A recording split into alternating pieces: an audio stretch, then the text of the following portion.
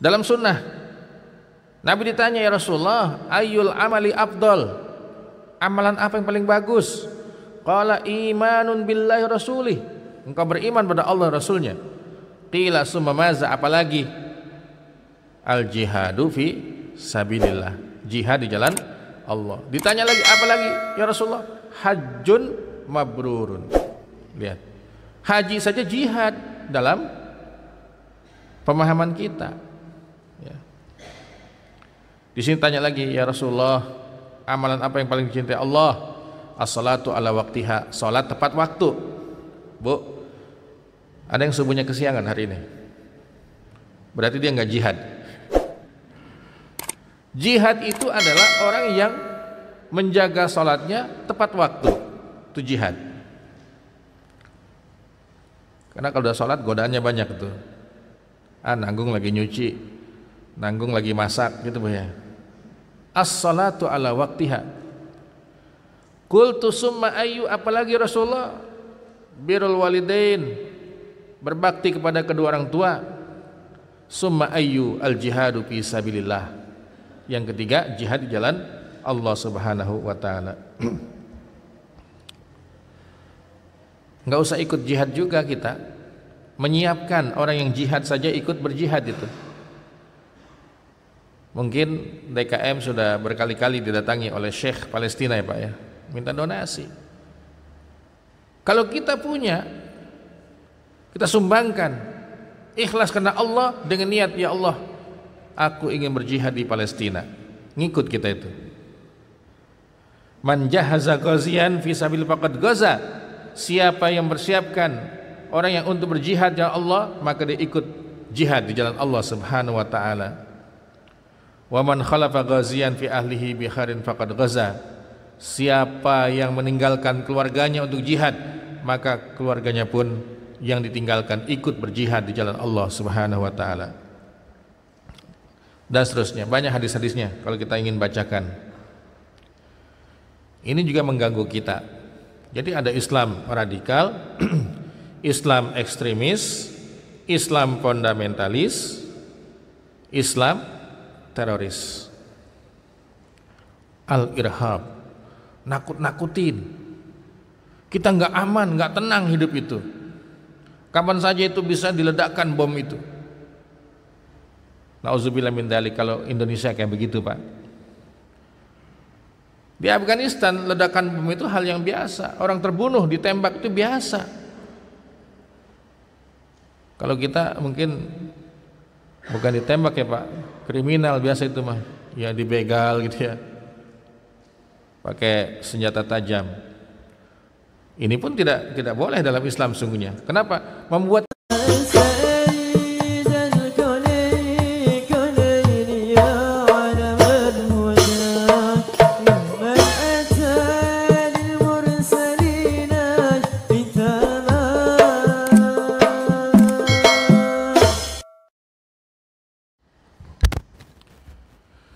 Bismillahirrahmanirrahim.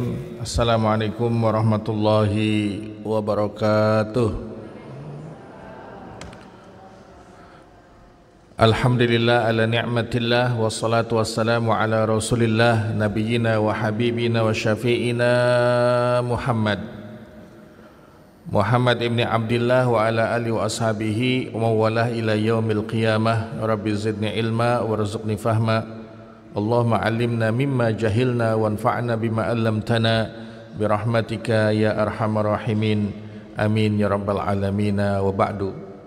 Ayuhal muslimun wa muslimat jamaah taklim duha, semoga kita yang berada di majlis ini selalu dilindungi, diberkahi dan diselamatkan oleh Allah Subhanahu wa taala.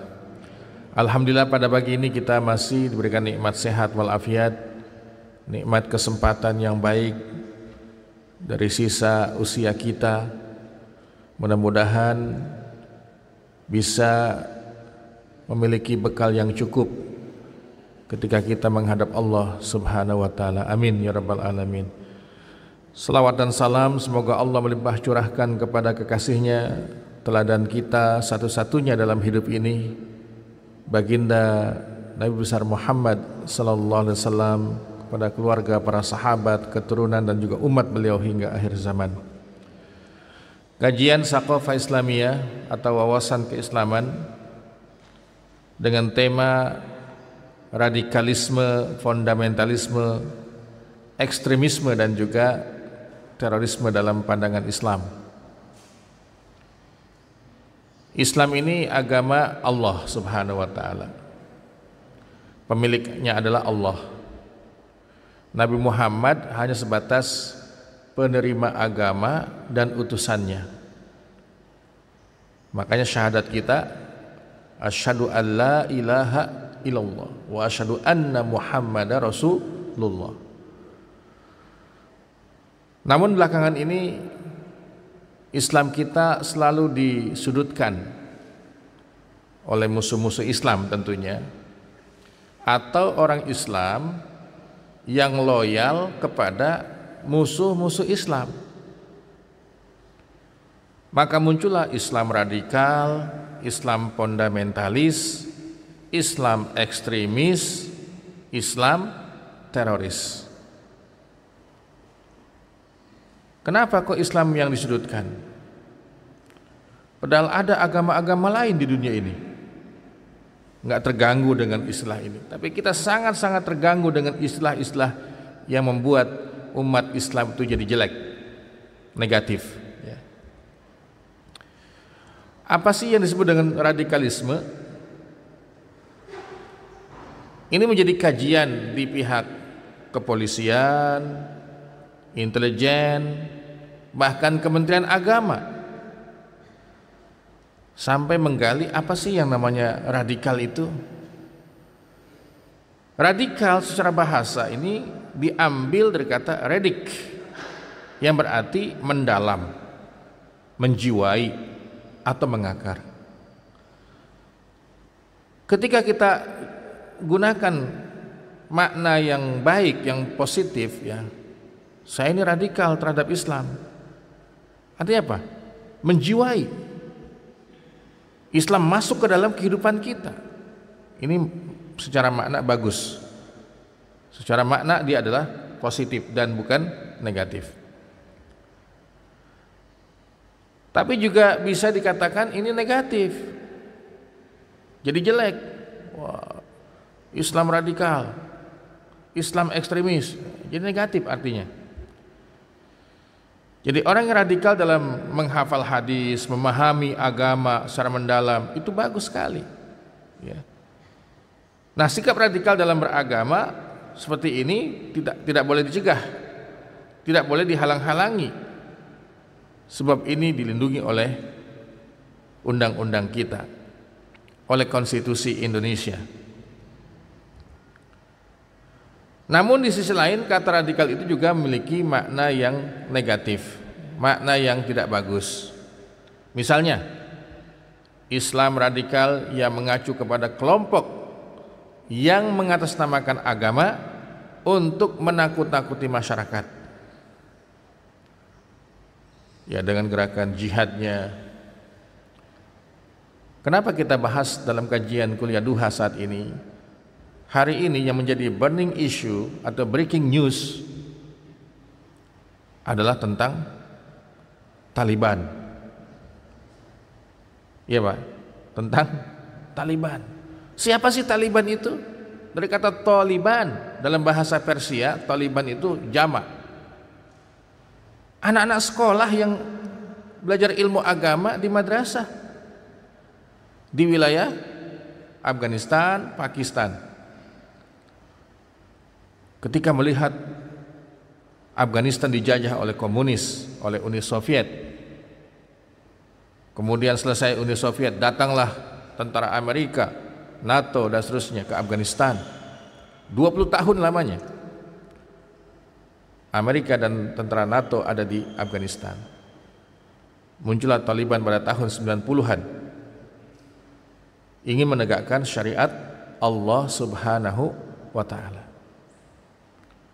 Ketika mendapatkan kesempatan berkuasa dan menang, apa yang terjadi? Ini mohon maaf nih ibu-ibu yang pakai pakaian begini nggak bisa hidup di Afghanistan. nggak boleh kelihatan tuh mukanya semua itu. Kalau enggak, ya dihukum dia. Laki-laki yang tidak berjenggot nggak boleh masuk ke Afghanistan. Waktu itu saya ingat ya, jenggotnya itu ukuran Taliban tuh 3 kali genggaman. 1, 2, 3. Ini nggak ada yang lolos nih. Zaman Taliban dulu waktu berkuasa pertama kali. Nah, hari Ahad yang lalu ketika Amerika menarik pasukannya dari Afghanistan berkuasa, Afghanistan oleh siapa? Taliban itu dikuasai lagi, yang katanya ingin merubah style, gaya. Nggak usah takut, kami akan melindungi ya.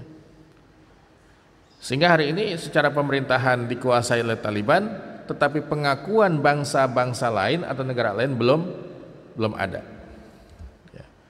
Apalagi ditakut-takutin dengan kata Islam radikal, Taliban itu radikal, Islam Taliban tidak mudah mengubah ideologinya. Nah, ini dengan kata radikal inilah yang dimuat di dalam tulisan-tulisan hari ini, sehingga membuat kita ini menjadi ketakutan sesama muslim. Kenapa? Dia itu Islamnya radikal. Definisi radikalisme ya, masih kita tangkap salah satu pengertian radikalisme dalam pandangan Tahir Bawazir ini apa? Dalam bukunya Top 10 Masalah Islam saat ini. Radikalisme salah satunya dalam bahasa Arab disebut dengan tataruf. At-taraf itu pinggiran sini di ujung. Ini taraf namanya. Jadi memahami Islam hanya kulit-kulitnya saja, diambil nih bagian yang membuat kita itu radikal ya. Padahal kalau dia memahami Islam secara mendalam, tidak seperti itu pemahamannya. Jadi jangan kita dalam berislam ini selalu berbenturan dengan orang lain ya. Makanya harus tahu ini masalah apa sih, prinsip atau bukan, akidah atau fikih. Nah, ini harus punya sikap yang berbeda. Kalau kita dipaksa untuk meninggalkan Islam, dipaksa untuk mengatakan Allah bukan Tuhan kita, nah ini harus radikal. Kalau ini nggak bisa. La ilaha illallah, kalimatul haqqi nahya biha wa namutu. Inilah kalimat hak yang kita hidup dan mati dengannya. Sampai mati kita harus mempertahankan la ilaha illallah. At-tataruf ini terjadi ya. Kadang anak SMA, anak SMK ya masih awam gitu, didoktrin tentang jihad, didoktrin kebencian terhadap pemerintah, togut, ya udah masuk pemahaman itu. Nah, lawan kata radikalisme adalah Islam moderat, Islam siratal mustaqim, ummatan wasata, umat Islam yang memahami agama Allah dengan jalan tengah. Inilah pilihan kita. Kita ngaji hari ini kenapa? Indonesia ini negeri yang damai, boleh ngaji, boleh ya ke masjid, boleh sholat Jumat, nggak ada gangguan dalam menegakkan syariat Allah Subhanahu wa ta'ala. Kalau terjadi seperti tahun 45, saya yakin pengajian kita berubah ya Pak, nggak ngaji lagi kita udah, karena jihad itu ada dalam Al-Quran, jihad itu ada dalam hadis Rasulullah SAW ya. Jadi radikalisme ini satu ideologi, baik itu berupa gagasan yang ingin melakukan perubahan pada sistem sosial dan politik dengan menggunakan kekerasan yang ekstrim. Ini definisinya. Kalau kita ingin merubah masyarakat, ikuti dakwah Rasulullah SAW. Nabi nggak bosan dakwah di Mekah itu 13 tahun, yang disampaikan temanya itu juga. La ilaha illallah Muhammadur Rasulullah, qulu la ilallah tuflihu. Itu aja Pak, 13 tahun. Apakah 13 tahun Nabi membunuh? Sahabat yang sudah masuk Islam waktu itu apakah membunuh? Enggak. Sampai diperintahkan Allah untuk pindah ke Madinah, hijrah ke Madinah. Pergi ya Muhammad, udah ngalah aja, tinggalin kota Mekah itu. Engkau sangat cinta terhadap kota Mekah, tetapi tidak kondusif untuk dakwah di Mekah. Pergilah ke kota Madinah, bangun kekuatan Islam di sana. Nah, kalau Islam dituduh adalah agama yang disebarkan dengan pedang, maka itu bisa kita bantah secara fakta sejarahnya. Nabi sudah hijrah ke Madinah, yang jauhnya itu dari Mekah berapa kilo Pak? 350 kilo jauhnya. Jadi kalaupun waktu itu ya kendaraan paling canggih pakai kuda, itu bisa seminggu sampai ke Madinah. Madinah itu tempatnya orang-orang baik. Madinah itu ada kehidupan. Nanam gandum bagus, nanam kurma bagus, nanam apapun bagus di Madinah itu. Jadi jangan dianggap Nabi itu spekulasi hijrah ke Madinah. Ada pertimbangan. Penduduknya orang baik-baik, akhlaknya bagus, sumber ekonominya ada. Ya. Yang ketiga, ini jarak tempuhnya lumayan jauh. Kalaupun musuh kaum musyrikin Mekah datang ke Madinah, itu butuh waktu yang lama. Kita bisa siap-siap. Nah, kalau Islam ini agama yang disebarluaskan dengan pedang, coba kita lihat. Perang Badar itu di mana terjadinya? Di Madinah. Perang Uhud di mana? Di Madinah. Perang Khandaq atau Ghazwatul Ahzab itu di Madinah. Berarti Nabi sudah pindah saja masih dimusuhi. Al-Islamu dinus salam. Islam adalah agama damai, agama yang bisa hidup berdampingan dengan siapapun. Kalaupun dia non-muslim tetapi tidak mengganggu kita, kita wajib melindunginya. Itu kata Allah dan Rasulnya. Kemudian ada kelompok, karena ini adalah radikal, memicu yang namanya kelompok jihadi. Enggak ada jalan untuk menegakkan Islam kecuali dengan cara jihad. Ini saya cari di Wikipedia, ya istilahnya ini literatur yang dibaca oleh masyarakat dunia, baik itu bahasa Indonesia ataupun bahasa Inggrisnya. Ada istilah hari ini sejak meletus jihad di Afghanistan, istilah salafi jihadisme atau salafi jihadi. Berarti ada dua dong salafi. Iya, ada salafi yang non jihadi, ada yang jihadi. Mungkin muncullah Al-Qaeda waktu itu, muncul yang namanya ISIS, ya. ISIS itu singkatan Islamic State, ya, of Iraq and Syria. ISIS singkatannya, Islamic State, itu negara Islam, of Iraq and Syria. Afghanistan punya Al-Qaeda. Ini istilah-istilah yang dimunculkan oleh musuh-musuh Islam. Makanya belakangan ini ada tulisan mengatakan telah kalah Rayatus Sud, bendera hitam. Ya silakan saja ditafsirkan. Kalau itu hadis Nabi SAW yang mengatakan suatu saat akan kalah pemegang Rayatus Sud, bendera hitam, yaitu bangsa Eropa, kekuatan yang merasa hebat, ya, kok kalah dengan Islam yang dari madrasah begitu. Ya kita padukanlah antara nubuat Nabi kita SAW dengan fakta hari ini. Apakah ini bagian tanda-tanda kiamat yang Nabi sabdakan? Karena tanda kiamat itu dari sana. Islam datang dari tempat aslinya di Timur Tengah, maka tanda-tanda kiamat juga berada di sana. Yang lebih dominan begitu. Termasuk kawasan Palestina, terus wilayahnya itu di Irak. Karena itu bumi para nabi. Di Indonesia nggak ada nabi. Kalaupun ada nabi palsu. Karena bumi para nabi itu ada di Biladus Syam, ya, Babilonia namanya dulu itu. Ada Irak, ada Lebanon, ada Jordania, ada Palestina, ada Suriah, ada Hijaz, kota Mekah, ya, Saudi Arabia.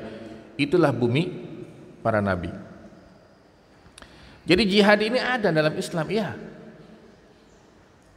Yang mengubah mafhum jihad, pemahaman jihad dengan cara dia, ya. Sehingga yang model begini, radikal ini, dia tidak punya kawan, banyak musuhnya, ya. Yang kedua, dia tidak tahan lama. Yang ketiga, dia dimarginalkan. Apalagi kita bangsa Indonesia yang santun, yang punya budaya, ya. Ya, budaya timur ini kan lebih baik daripada barat, ya Pak. Punya etika lah, ya. Maka jihad inilah difahami oleh kelompok jihadi hari ini. Yang pertama, jihad ofensif, terbuka, siapapun yang jadi musuh Islam kita perangi. Padahal dulu itu jihad kita ini adalah defensif, ya, bertahan. Belanda datang ke kita, masa kita diam aja? Kekayaan kita dibawa ke Belanda, ya. Kita dibodoh-bodohin semuanya, nggak ada yang dididik oleh Belanda itu. Masa diam aja? Muncullah ulama-ulama kita. Pulang dari Mekah, ayo kita melawan. Ya. Sekalipun kebanyakan orang tua kita pada ngumpet, ya Bu. Ngumpet di mana itu? Bikin lobang di dalam tanah. Ada Belanda ngumpet katanya. Tapi lama-lama ngelawan juga itu. Ya. Ada kerja rodi, zaman Jepang apa Pak? Romusa, ya, kerja paksa semua itu, dijajah kita. Maka defensif, kita bertahan. Kalah tuh tahun 45 sudah. Yang kedua, jihad hari ini disebut dengan jihad global. Pokoknya musuhnya mendunia. Dulu jihad itu sifatnya lokal, hanya kita aja Indonesia. Yang tidak dijajah, dia tidak ada jihad, ya. Yang ketiga, jihad bermakna kital. Pokoknya perang aja terus jihad itu. Kalau saya nulis buku, ya, pakai pulpen, apa bukan jihad? Jihad kalau dalam pemahaman kita. Kita ini punya nafsu, kita lawan, kita kendalikan hawa nafsu kita. Itu jihad melawan hawa nafsu, ya. Bagi dia enggak, jihad itu hanya perang saja. Yang keempat, musuh jihad bukan hanya non muslim, tetapi juga sesama muslim yang beda keyakinan. Nauzubillah min dzalik. Secara politis mungkin kita nggak tahu ini ISIS bikinan siapa. Kok yang dibunuh itu ahli sunnah, teman-teman kita, sahabat-sahabat kita. Kenapa? Karena tidak sepaham dengan dia. Ini yang berbahaya ini ketika jihad itu diarahkan kepada orang Islam yang beda pemahaman dan beda keyakinan. Soal jihad ini ada dalam Al-Quran, Al-Anfal ayat 60. Memang kita harus siap-siap menghadapi musuh, kata Allah. Apa yang kita bisa? Kemudian dalam hadis juga, kita masih dalam ayatnya, At-Taubah ayat 41. Infiru khifafan wa siqalan wa jahidu bi amwalikum wa anfusikum fisabilillah dzalikum khairul lakum in kuntum ta'lamun. Infiru, berangkatlah dalam keadaan merasa ringan ataupun sulit, tetap ikut membela agama Allah Subhanahu wa taala. Dalam sunnah Nabi ditanya, ya Rasulullah, ayyul amali afdal? Amalan apa yang paling bagus? Qala imanun billahi rasulih, engkau beriman pada Allah Rasulnya. Qila summa maza, apalagi? Al jihadu fi sabilillah, jihad di jalan Allah. Ditanya lagi, apalagi ya Rasulullah? Hajjun mabrurun. Lihat, haji saja jihad dalam pemahaman kita, ya.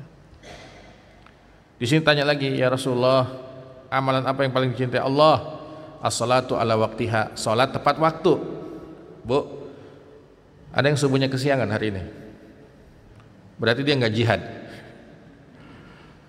Jihad itu adalah orang yang menjaga sholatnya tepat waktu, itu jihad.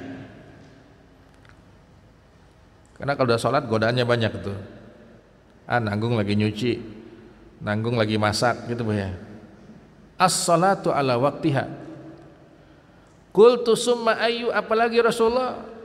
Birrul walidain, berbakti kepada kedua orang tua. Summa ayyu, al jihadu fi sabilillah. Yang ketiga, jihad di jalan Allah Subhanahu wa taala. Enggak usah ikut jihad juga kita. Menyiapkan orang yang jihad saja ikut berjihad itu. Mungkin DKM sudah berkali-kali didatangi oleh Syekh Palestina ya Pak ya, minta donasi. Kalau kita punya, kita sumbangkan, ikhlas karena Allah dengan niat, ya Allah, aku ingin berjihad di Palestina. Ngikut kita itu. Man jahaza ghaziyan fi sabil faqad ghaza. Siapa yang bersiapkan orang yang untuk berjihad ya Allah, maka dia ikut jihad di jalan Allah Subhanahu wa taala. Wa man khalafa ghaziyan fi ahlihi bi khairin faqad ghaza. Siapa yang meninggalkan keluarganya untuk jihad, maka keluarganya pun yang ditinggalkan ikut berjihad di jalan Allah Subhanahu wa taala. Dan seterusnya, banyak hadis-hadisnya kalau kita ingin bacakan. Ini juga mengganggu kita. Jadi ada Islam radikal, Islam ekstremis, Islam fundamentalis, Islam teroris. Al-irhab, nakut-nakutin. Kita nggak aman, nggak tenang hidup itu. Kapan saja itu bisa diledakkan bom itu. Nauzubillah min dzalik, kalau Indonesia kayak begitu Pak. Di Afghanistan ledakan bom itu hal yang biasa. Orang terbunuh ditembak itu biasa. Kalau kita mungkin bukan ditembak ya Pak, kriminal biasa itu mah. Ya dibegal gitu ya, pakai senjata tajam. Ini pun tidak boleh dalam Islam sungguhnya. Kenapa? Membuat kita takut. Ya. Ada lagi dengan cara hipnotis. Ya Bu, anak kita naik motor itu langsung diajak, ya, kemudian dihipnotis, hilang motornya ya. Berarti sesuatu yang menakutkan. Tetapi yang paling menakutkan ketika itu menyangkut nyawa kita. Apakah ini Islam yang membuat orang lain takut? Ya. Maka sebabnya apa sih adanya muncul gerakan terorisme ini? Al-gulu, tindakan melampaui batas. Tindakan melampaui batas. Ibu jangan banyak-banyak salat tahajud, maksimal 11 rakaat gitu ya. Paling banyak juga 11 rakaat. Udah. Kalau ibu gulu berlebihan dalam menjaga tahajud sampai susah payah, saya yakin subuhnya itu kesiangan. Jam 2 udah bangun, ngapain Bu? Saya mau salat tahajud, bersusah payah saya tahajud, pasti subuhnya kesiangan. Akan berdampak besoknya nggak jualan, nggak dagang udah. Karena gulu berlebihan. La taglu fi dinikum, kata Allah. Ya ayyuhalladzina amanu la taglu fi dinikum. Hei orang beriman, janganlah kamu melampaui batas dalam memahami agama. Yang kedua, al-baghyu, pembangkangan, pemberontakan. Kalau sudah nggak patuh terhadap pemerintah, nggak taat terhadap pemerintah, ya baghyu sudah. Kita membangkang. Mungkin kalau kita jadi pembangkang nih, nggak mau bayar pajak, ngapain bayar pajak katanya? Emang ada dalam Islam? Saya sempat ditanya, Ustadz, kalau bayar pajak ada pahalanya nggak kan? Sampai ada yang nanya lagi, bisa nggak pajak ini kita niatkan sedekah? Ya kalau sedekah bisa aja Pak ya, sedekah namanya juga. Niat bagi kita sebagai individu, sebagai sedekah kita. Kan kita tahu pemanfaatannya untuk kemaslahatan orang banyak, membangun jalan, kan bagus itu. Tapi kalau orang yang bagyu, dia nggak mau saya bayar pajak. Mohon maaf nih, ada keluarga ya, suaminya itu PNS di pajak, istrinya ikut ngaji itu ikut ngaji, akhirnya muncul pemahaman yang radikal. Dia bilang, saya nggak mau dikasih uang belanja karena penghasilan kami itu tidak halal, karena kamu sebagai pegawai pajak katanya. Dulu enak-enak aja tuh, tapi ketika pemahaman ini terganggu maka menjadi masalah ya. Nah, ketika al-baghyu atau bughat terjadi dalam kehidupan kita, akan memicu paham Islam yang radikal itu. Yang ketiga adalah khawarij. Dia nggak mau gabung dengan jamaah yang ada ya, menolak NU, menolak Muhammadiyah, menolak Persis, menolak jamaah tabligh, yang ada cuman dia doang. Dia keluar dari jamaah-jamaah yang ada ya. Al-Khawarij, ini bahaya tindakan-tindakan Khawarij ini.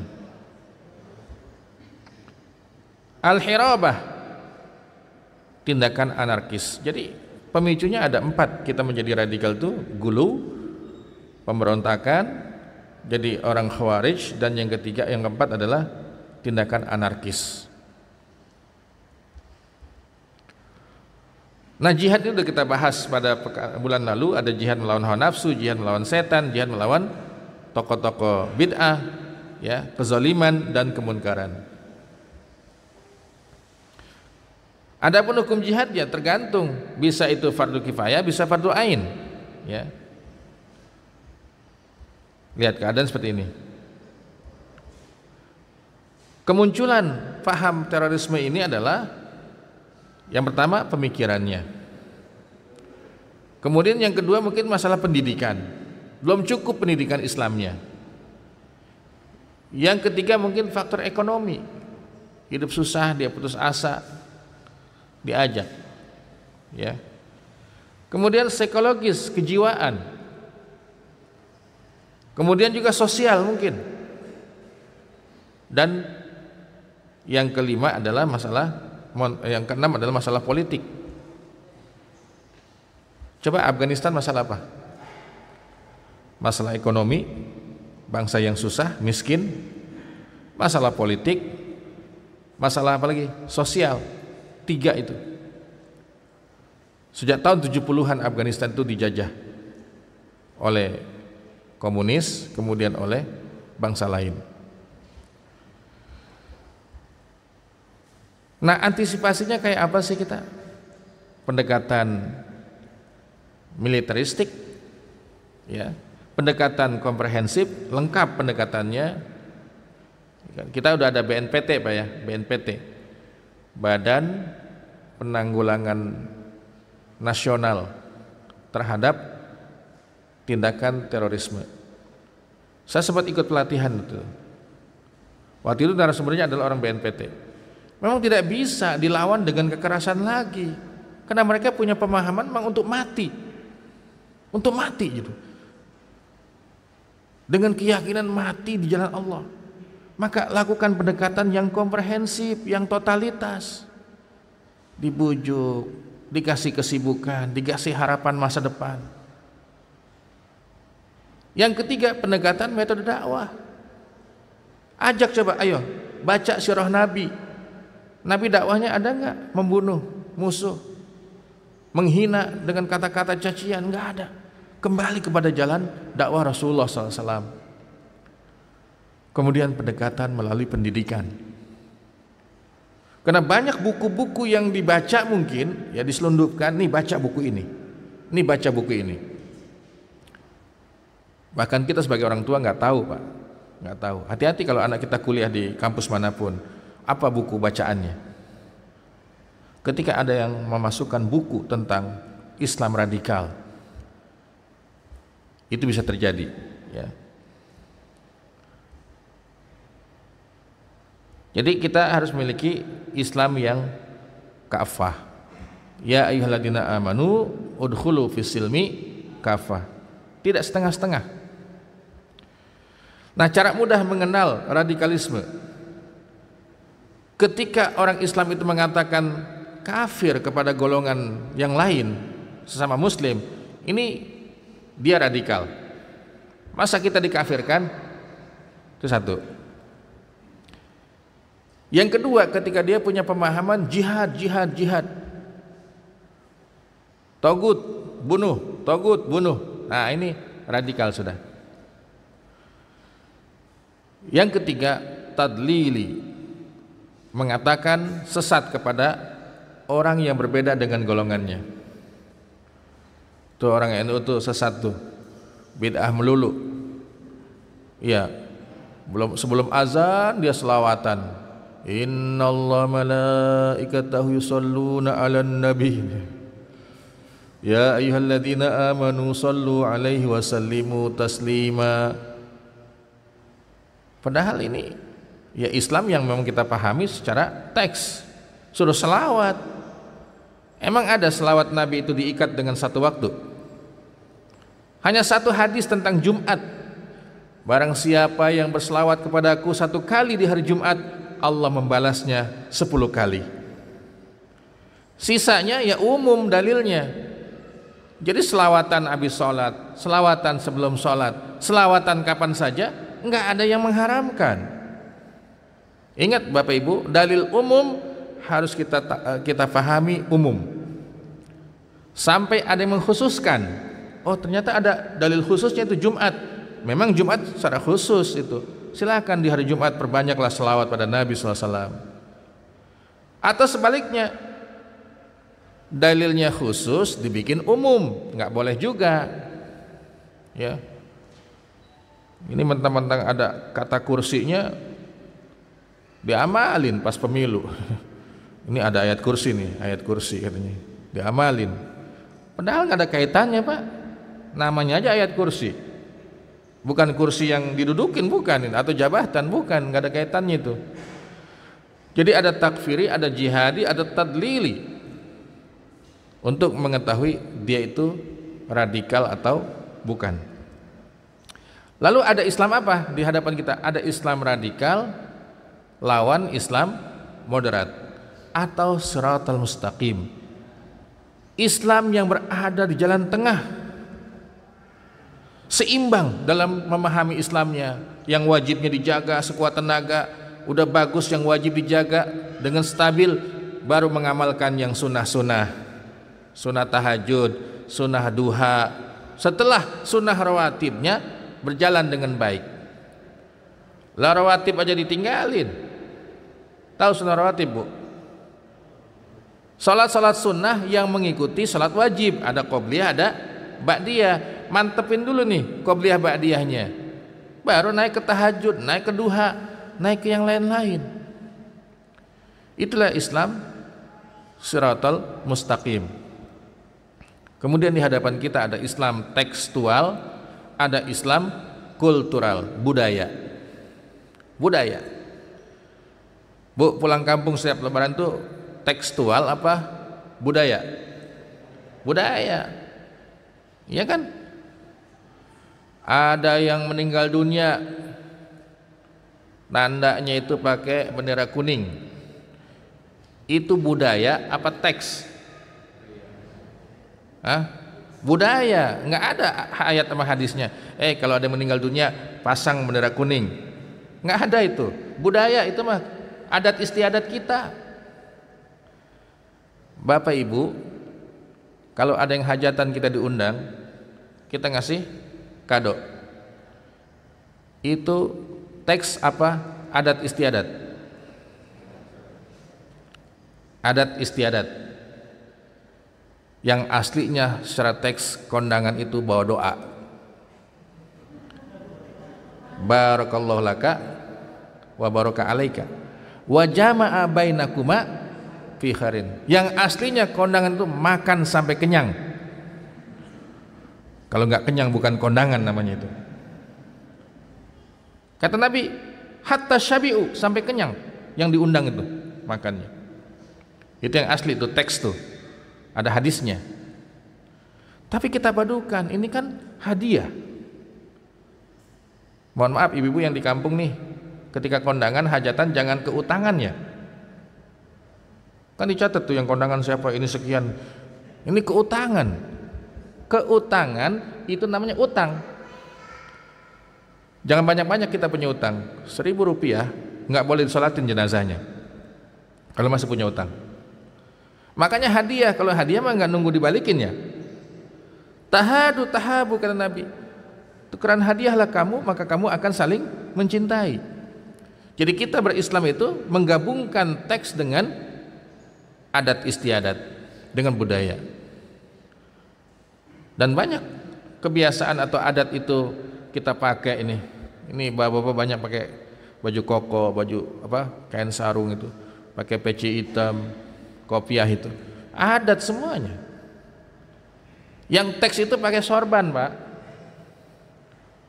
yang teks itu pakai sorban, al-amamah. Yang teks itu pakai baju putih, yustahabu siyabul bayat. Yang tekstual itu adalah pakai baju gamis, yustahabu al-qamis, disunahkan pakai baju gamis.